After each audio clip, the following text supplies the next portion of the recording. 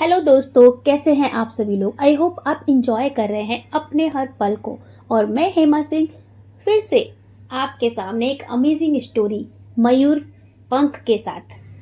ये कहानी है उस टाइम की जब श्री राम जी, सीता जी और लक्ष्मण जी को 14 वर्षों का वनवास हुआ था। वनवास के दौरान माता सीता जी को पानी की प्यास लगी। तभी श्री राम जी ने चारों ओर देखा तो उनको दूर दूर तक जंगल ही जंगल दिख रहा था।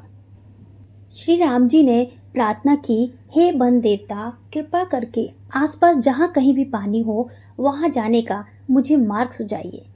तभी वहाँ एक मयूर ने आकर श्री राम जी से कहा कि आगे थोड़ी ही दूर पर एक जलाशय है, चलिए मैं आपका पथ प्रदर्शक बनता हूँ, किंतु मार्ग में हमारी भूल चूक होने की संभावना है प्रभु।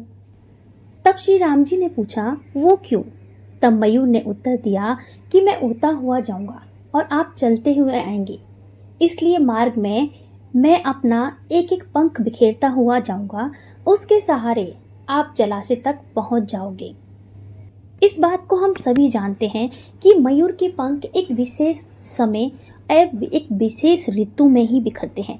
अगर वो अपनी इच्छा से पंखों को बिखेरेगा तो उसकी मृत्यु हो जाती है।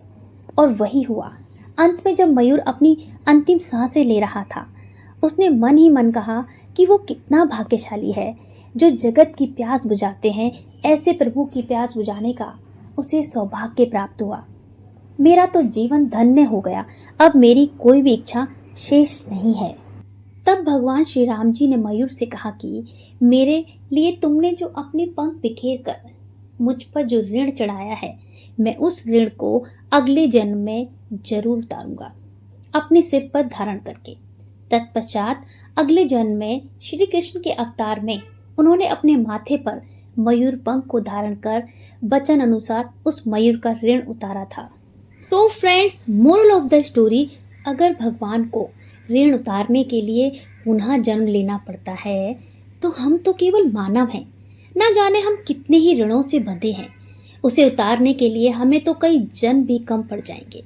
अर्थात जो भी भला हम कर सकते हैं इसी जन्म में करते रहना है और आज से ही अपनी भला करने की डायरी को भरना शुरू करना है।